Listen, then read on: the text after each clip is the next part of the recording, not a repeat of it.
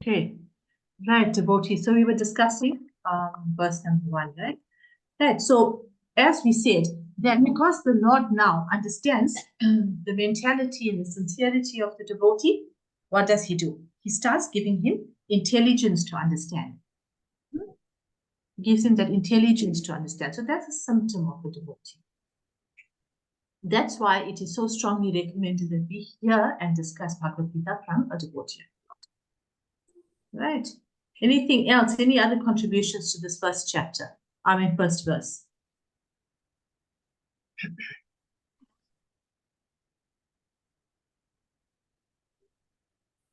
Anything else? Something else that is very, very important here. Anybody pick that up? Kadrita Mataji? Hare Krishna, dear Mataji. Sorry, because I was late, but what I understand from this verse is that hearing is very important also because develop affection for Krishna and for devotional service. And by hearing, of course, is association with the other devotees, and their love for Krishna is like contagious illness. And hearing today and tomorrow and every day, you develop love for Krishna, and this is important because Krishna never in the scriptures is written Krishna is Gyani is Vatala, but is Bhakta Vatala. So he is a friend and is inclined to his devotees, not to the Gyanis. Yes. Hare Krishna. Thank you, Mataji. Hare Krishna. See, and Prabhupada closes this verse by saying that one who understands that Krishna is the Supreme Personality of Godhead, pure and transcendental personality, these chapters will be beneficial. If we come into this chapter and into the study, understanding his position, then this chapter will be beneficial. And very importantly, also, Krishna said it in the verse that one who is envious of him will not be able to understand. So one has to be non-envious of Krishna. Okay. Right, so let's go to the next. I think, Mataji, if one criticizes the character of Krishna, is also not able to understand, to give the knowledge out. Yes. Yeah. So one criticizes, and you know straight away that the person is envious.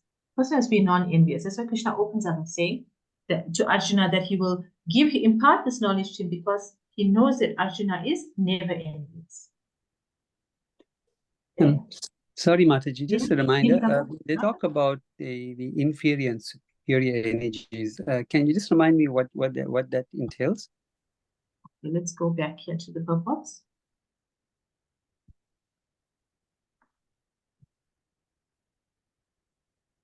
Okay, where in the purport is that, Prabhu? You just want to help me find it? It's in the fourth slide. The fourth slide. Yeah, in the fourth slide. Yeah. Read it out first, Prabhu. Yeah, in the 7th chapter, we already discussed opulent potencies of the Supreme Personality of Godhead, his different energies, the inferior and superior natures, and all this material manifestations. Right. Okay. Anybody want to speak about this? Because I'm a little bit rusty on it. My memory is not so good. But it's a very important point, the inferior and superior energy. What's an example of the inferior energy of the Lord? What's an example of the superior energy of the Lord? Shalina Mataji?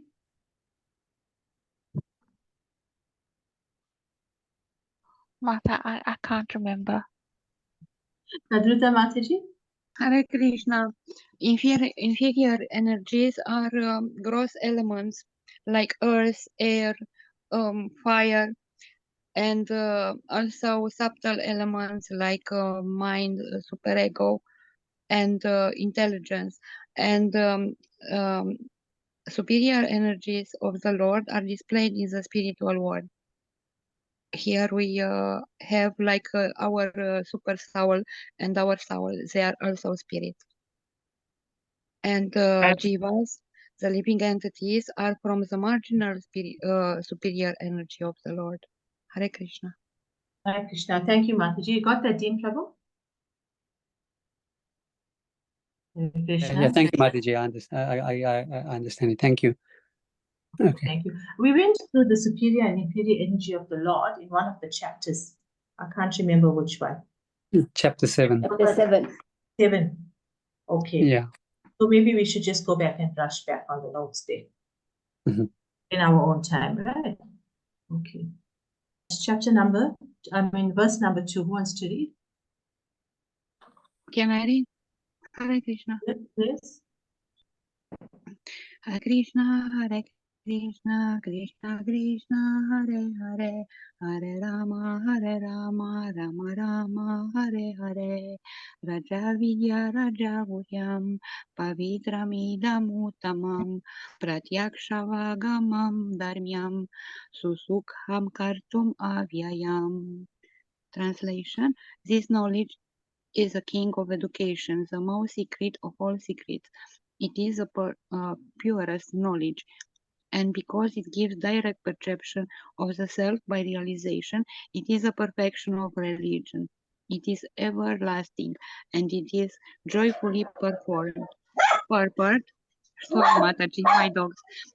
This chapter of Bhagavad Hare Krishna. We're not reading the entire purport. We're just discussing the purport because everybody's already read it. So if you want to just discuss what you've read and understood from it, then we welcome that. You've read it before this, Mataji? No. Oh, okay, that's fine. Okay, read a little bit. Read a little bit of it, and then we will discuss. In my mind or for everyone? No, read it. You can read up to devotional service. Read the first paragraph. After the first paragraph, okay. Yeah, Generally, people are not educated in this confidential knowledge. They are educated in external knowledge. As far as ordinary education is concerned, people are involved with so many departments: politics, sociology, physics, chemistry, mathematics, astronomy, engineering. There are so many departments of knowledge all over the world and many huge universities, but there is, unfortunately, no university of educational institution where the science of the spirit soul is instructed. Yet the soul is the most important part of the body. Without the presence of the soul, the body has no value. Still, people are placing great stress on the bodily necessities of life, not caring for the vital soul. Continue. I know, Mataji. We just want to stop there. Let's look at see, the Lord is saying here that this knowledge is the king of education, the most secret of all secrets. It's the purest knowledge. All of that, the Lord is speaking about the importance of this knowledge and how he's calling it the king of this knowledge. So let's discuss why. Why is the Lord calling this the king of knowledge?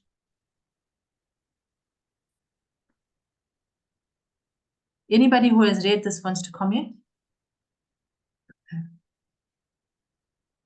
I think, Mataji, it's more to do with the soul. If you understand our bodily conceptions and soul, and we're supposed to be caring more for the soul than the body itself. Yes, absolutely. Anybody else? Yeah, no, I have to agree with Mataji. This is, I think, what this purport is saying to us is that is true. There is no real university or study of the soul and the spirit soul at any institute. We basically only study the material subject like sociology, physics, science, and praise each other when they do very well at it. But not really when it comes to the spiritual life. Yeah, so I think that is what they're trying to explain in this particular purport or in this chapter. Yeah. Yes, I So- agree. Also, it's the most confidential. Therefore, it's the king of the Yeah, it's most confidential, therefore it's called the king of knowledge. And what's confidential about this?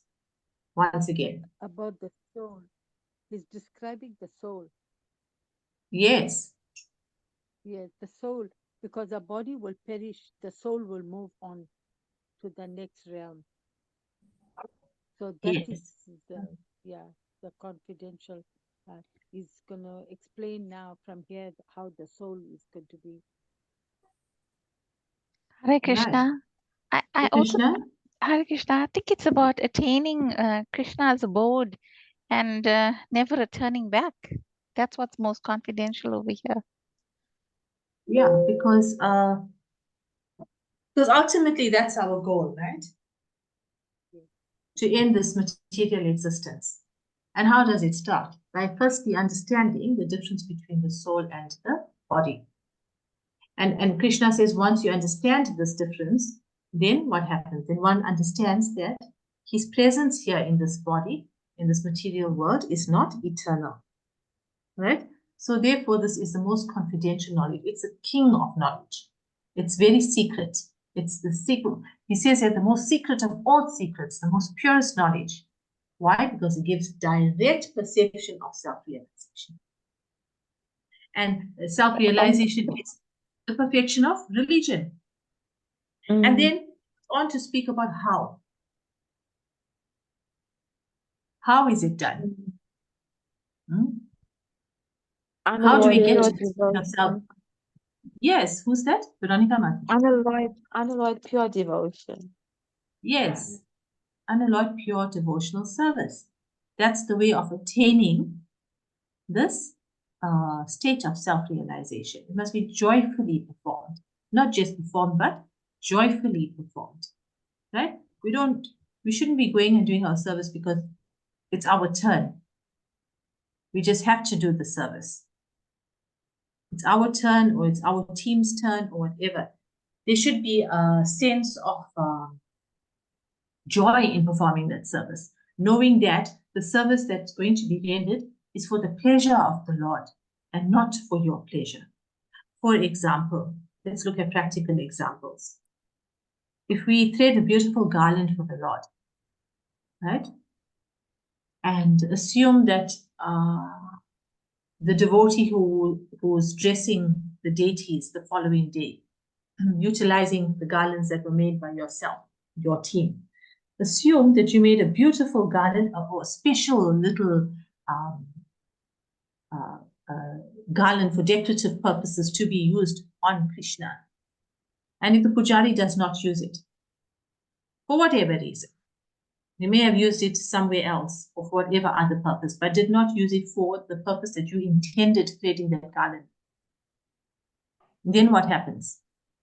Do you become angry? Do you become offended? But then again, we are doing it with love, aren't we? Sorry, Mataji. If you're doing it with the devotion and love for the Lord, I don't see why you should get angry, because it's being used in the same purpose. Maybe for Prabhupada, we're supposed to be doing service to Prabhupada so that we can get to Krishna. We're supposed to be doing the service to Radharani so we can go, she can recommend us to him. You know, we can't just be only concentrating on Krishna, because we're not so pure and elevated and whatever it is to do direct service. We have to do via our Guru Maharaj, spiritual masters, Radharani, Lalita Devi, Vishaka Devi. Then maybe we'll be able to, get to the Supreme Lord. Because we are very fallen souls. We're not elevated souls. Absolutely. So the next time the person goes to do his service or her service, person shouldn't become despondent and not perform it joyfully and say, oh, I'm not doing an extra little decorative tassel today because that pujari won't use it. We should not go with this mindset or this kind of attitude, because know that everything is the Lord's desire.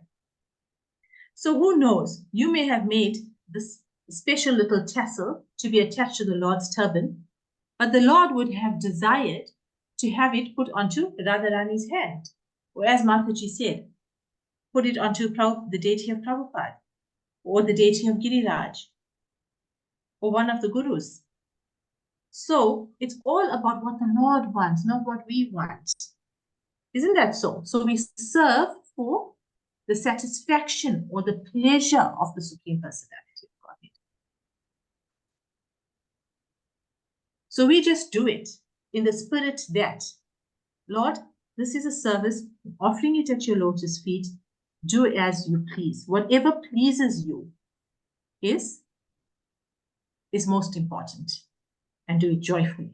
That's joyful devotional service without attachment, where you are offering all the fruits of that activity to the Supreme Lord for his pleasure. Now that's unalloyed devotional service. Right? Anything else on this chapter, verse number 2? I've got the purport up on the screen and I've got highlights, etc.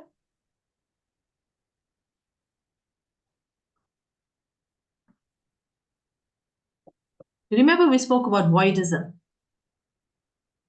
in one of our earlier lessons, where there's one cult that believes that when the body is finished, everything is finished. Everything is null and void. But Krishna consciousness directs us and teaches us differently. We learn here that one is when one leaves the body, when the body dies, then the soul leaves the body, and the soul is transmigrated. That's the difference between body and soul. It's not one and the same. Right? That also came out in this purport. Anything else?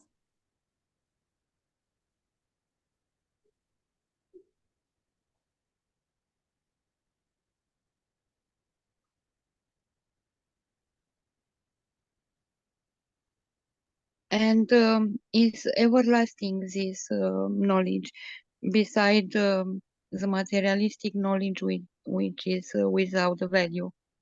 Only to know about the material world and try to understand it, and by understanding material world we can detach from it. Hare Krishna. Hare Krishna. Thank you. So this knowledge is the purest form of all activities, right? And Prabhupada makes reference here to the Padma Purana and says, and man's sinful activities also have been analyzed, huh? And they are shown to be results of sin after sin. Those who are engaged in fruitive activities are entangled in different stages and forms of simple reactions. And Prabhupada gave a nice example here. He said that when a seed is sown, right? For instance, when the seed of a particular tree is sown, then what happens? The tree does not appear immediately, does it? It takes time, right? The tree takes time to grow. It takes time, it sprouts, a plant will come, will form, and then it assumes the form of a tree. And then after it assumes the form of a tree, what happens? You get flowers, and the flowers will bear fruit when it is complete. And then that fruit is enjoyed by persons who have sown the seed of that tree. Correct? You plant the tree, you nurture it and take care of it, and then it fructifies. And when the fruit comes, you enjoy the fruit of the tree.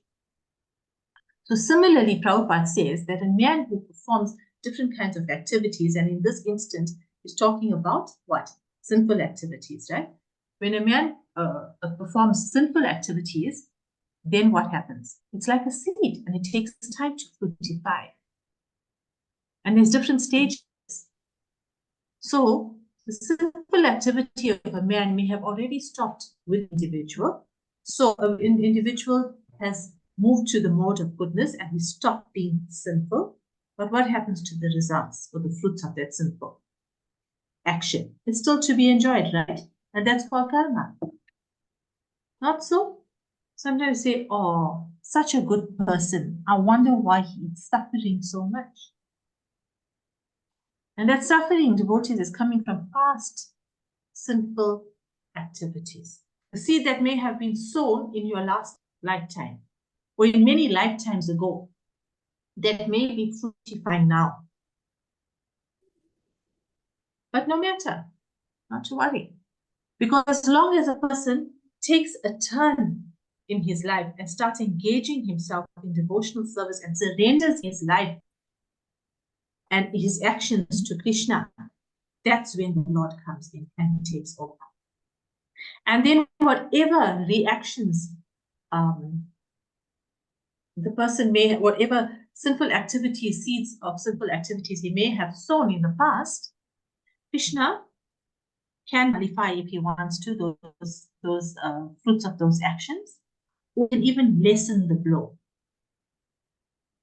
And those fructification of those activities serve as purification rather than karma, as we said. It serves as a symptom of as a process of purification.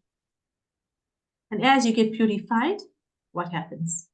You're getting closer and closer to Krishna. Because if a person stops his simple activities and becomes Krishna conscious, he's now engaging in what? He's engaging in devotional service. And when one is engaged in devotional service, then he's already freed from all reactions. See, because then Krishna comes in and he takes over. Only he can reverse those actions, those fruits of those bad actions. But you've got to surrender first, isn't it? So Prabhupada made mention of verses from the Padma Puran as well in this regard, and spoke strongly here about devotional service to the Supreme Lord.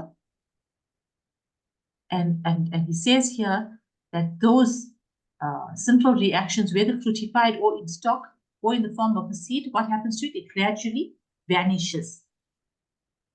So devotional service is therefore very, very purifying. It's very strong. And the word used here for devotional service, the strength of devotional service is quoted as Pavitram Uttamam, the highest form of purification. Pavitram, purification. Uttamam means highest or purest. Right. So devotional service, Prabhupada wants us should never to be considered as material. Because although sometimes it appears like devotees are just engaged like ordinary men, it is not ordinary. Devotional service is on a spiritual platform. It's not contaminated by the modes of material nature. And what are the modes of material nature? Anybody? What are our 3 modes of material nature? Veronica Mataji?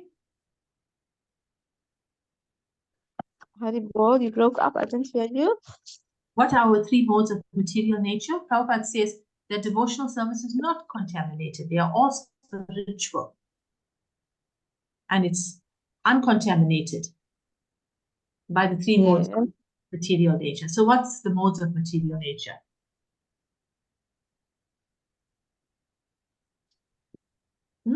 I think Mataji, it's Sattvic, Tamas, and I forgot the other one. So sorry. Yes. Tamas. Yeah. Sattvic, tamasic. Oh, okay. And Rajasic. So that is goodness, passion, and ignorance. 3 modes. Goodness, passion, ignorance. Right. So therefore, it's so important, devotees, to engage in this devotional service to free ourselves from material contamination. And also devotional service is not only, Prabhupada says, to engage ourselves in hearing, but also in trying to broadcast the message. Isn't it? So we must let others hear about it as well. Engage others as well. Share the knowledge. Isn't it? And then the devotee starts feeling that spiritual progress in that process. He starts advancing in spiritual life. So therefore, Prabhupada, coming back to the point, says that you don't need any kind of previous education or qualification, this outside qualification and all of that. It's just one thing you need. An unalloyed devotional service in association of devotees, starting by hearing and chanting. So just by engaging, you become pure. Right? And you become enlightened. So we need to get enlightened. Now, there's a nice example here. Okay, I'm not going to speak about this example. Who else has read? Can go on. discussing this quickly. Example of Narad Muni. You read that? Gotcha. In this purport? Mm-hmm. Who wants to talk briefly on that? Narad Muni was a maidservant's child, and she was serving the sages for about 4 months. You know, we have that rainy season, or what they call that season, I'm not sure. Yes, and then she used to serve the sages, and Narad Muni used to help his mother. And one day his mother was late, so he served the sages, and he asked them if he can eat the food that's left, you know, and they gave him permission to have it. And by doing that and helping his mom, he became very knowledgeable about the Vedas, and you know, by doing that devotion, you can say by doing devotional service to the sages, he became purified, and he started to get the knowledge. And then his disciple was Vyasadev. You know, after when he became purified, that he could qualify as giving knowledge. So he gave it first to Vyasadev. That's what I know. I'm Yes, not no, good. Thank you, Rasavati Mataji. So you see how important it is to serve devotees and take their eminence. Even taking their eminence purifies our consciousness, because Narad Muni is such a great sage. Everybody knows who Narad Muni is, correct, on this platform. Narad Muni is a transcendental sage. He's a traveling sage. He has the power to travel from planet to planet. Right? He's a very elevated devotee. He constantly chants the name of Narayan, and he spreads the message of God all over creation. Right, so Narad Muni, before he became Narad Muni, he used to take the remnants of great sages, of great devotees. And by taking those remnants, what happens? Gradually he became freed from all sinful reactions. So therefore, when we have visiting sages, visiting Swamis, Maharajas, it is nice to serve them. And when their food comes back, it's called Maha. We all say, oh, it's Mahaprasad. Because their remnants are very eagerly taken by all the devotees that are serving. It's shared with everybody, because these great Swamis and Maharajas are constantly chanting the glories of God, aren't they? They are preaching all the time. They are reading all the time. They are engaged in devotional service almost 24/7. So therefore, for us to eat their remnants is a very purifying thing to do. We take this lesson from Narad Muni. Narad Muni did that. And look at Narad Muni's position today. So Narad Muni took their remnants, and not only that, he associated with them, he heard from them, he heard the glories of the Lord from them. And as a result, what happened? He developed the great desire for devotional service. So that's how we develop the desire for devotional service. We've got to take these lessons from scripture. Right. So the highest goal of religion is devotional service. Mataji, can you tell us what's the difference between being a Muni and a sage? Are the stages a bit higher and lower, or what is it? No, is it the same? A Muni is a sage. Sage is an English word for Muni. Oh, Narada, okay. great sage Narada. Right? Okay, thanks, Mataji. Okay. So, all right, so can we move on to the next verse? So anybody else has read and wants to share anything before we move on? No, I think we should move on, Mataji, because we're trying to finish the book before the year end. Yeah, as long as somebody else, I don't want to leave anybody else out. Anybody else read and wants to share must be given the opportunity. Okay, right. Number 3, who's reading for us the Sanskrit? Read.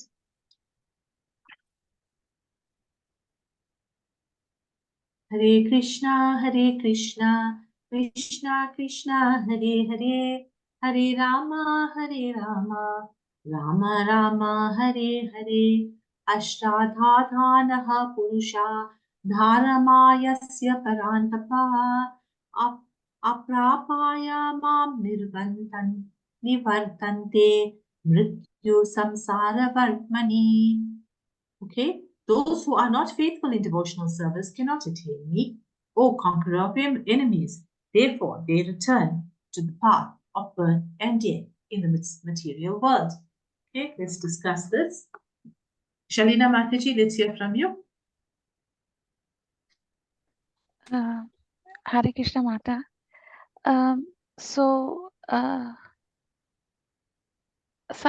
think what Prabhupada is telling us here, that those that are not those that are faithless cannot attain what a true devotee can attain in this lifetime, and therefore they will continue the cycle of birth and death. Yes, right. So faith is the main ingredient. You have to have faith in order to progress in Krishna consciousness, right? And there's a nice reference here, Srimad Bhagavatam 4:31-14, which I'll just read out. By giving water to the root of the tree, one satisfies its branches, twigs, and leaves. And by supplying food to the stomach, one satisfies all the senses of the body. Similarly, by engaging in transcendental service of the Supreme Lord, one automatically satisfies all the demigods and all living entities. And if one is convinced of this philosophy of life, that is faith. That is important. So we have to understand that Krishna has this big, huge, gigantic body, and within him the entire creation lies. So therefore, by worshipping the Supreme Lord Krishna, we are worshipping every part of his gigantic body. We are watching the root. Right? So the entire creation is satisfied. Right. Anybody wants to say anything else on this verse? Mataji, it also says here that there are 3 types of devotional service that we do to Lord Krishna. You get the first class, second class, and third class, which I'm not very knowledgeable about. But these divisions are like they are the third class have no faith in Krishna, and the second do devotional service, and the first one I'm not sure how it goes, but can you elaborate on that, please? Okay, let's go to that part of the proverb, right? The development of faith is the process of Krishna consciousness, and there are 3 divisions, right? The third class are people who have no faith, right? So even if they are officially engaged in devotional service, Prabhupada says that they cannot achieve the highest professional state. Prabhupada says that they become engaged only because they haven't. Prabhupada says here they may become engaged, but because they haven't got complete faith, it is difficult for them to continue. They will just drop out. So they just engage with no faith, and they'll be there for a little while and they're gone, right? And then we have practical experience, he says here, in discharging our missionary activity, that some people can come and apply themselves in Krishna consciousness with some hidden motive. So this is the third class he's talking about, where they have a hidden motive, right? And as soon as they finish that little bit of whatever they were engaged in, they go back to their normal routine and their normal lifestyles and their simple activities because they have no faith. Right? So, as far as the development of faith is concerned, one who is well versed in literature of devotional service and has attained the stage of firm faith is called first class person in Krishna consciousness. Okay, so the third class is a faithless person, right? He has some motive, and that's why he is there. He has hidden agendas, right? But a first class person now, Prabhupada is talking about, is a person who is well versed in scripture, and he is he understands literature properly, and he fully engages in devotional service, and he has firm faith. So that person is a first class devotee. He's a person purely engaged in Krishna consciousness. So that's the first class. Then the second class Prabhupada speaks about are those who are not very advanced in understanding devotional scriptures, but they automatically have faith in Krishna, Krishna Bhakti, and they want to serve Krishna, right? And they serve him in good faith. So they may not have very firm faith, but they have faith. They do not have any hidden agendas, and they engage themselves. But they are a little bit mixed. So they are second class. But they can progress to first class because they've already got their one foot in, and they engaged properly without deviation, without hidden agendas, without any envy. So they can progress to the first class. Unlike the third class, who are just there with hidden agendas to cause some sort of trouble. They still have this envy in their heart. They're doing it as a cover-up, to show people that I am there, please recognize me, that kind of mentality. Right? So second class person, he stands a chance of progressing nicely to first class by the process of cleansing through devotional service. So those are the three classes. The third class man, definitely, he will fall down. Second class man, he may not fall down, he may progress, but the first class man, there's no chance of him even falling down. Right? The three divisions. Anyone else wants to input? Can we move on? We're all okay? Hare Krishna, Yes, Mataji. Mataji. You have just about a minute and a few seconds left, and it's 5 to 8. So, are we Okay, I so we think have to chapter 4, verse number 4 next week then. I actually only prepared 3 verses for this class. I added in the 4th verse today, so it's okay. We can do it next week. Okay, Hare Krishna. Right, so we've got a minute. Let's chant the Shinade pronouncement and then conclude. Thank you for your time and attention, and sorry about the unstable Wi-Fi. Namaste Narashingaya Pradadala Pradayine Hiranya Kashi Purvakshaha Shilatanka Nakalaye Ito Nishingo Parato Nishingo Yato Yato Yamitato Nishingo Ahir Nishingo Udaye Nishingo Natsingam Majim Sharanam Prapade Tava Kara Kamala Nakam Madhuta Singam Dalita Hiranyakashipu Tanuvringam Keshavadrita Narahari Rupa Jai Jagadish Hare Jai Jagadish Hare Jai Jagadish Hare Jaya Narsinga Dev Narsinga Dev Narsinga Dev Jaya Narsinga Dev Jaya Prahlad Maharaj Prahlad Maharaj Prahlad Maharaj Jaya Prahlad Maharaj Jaya Lakshmi Narsinga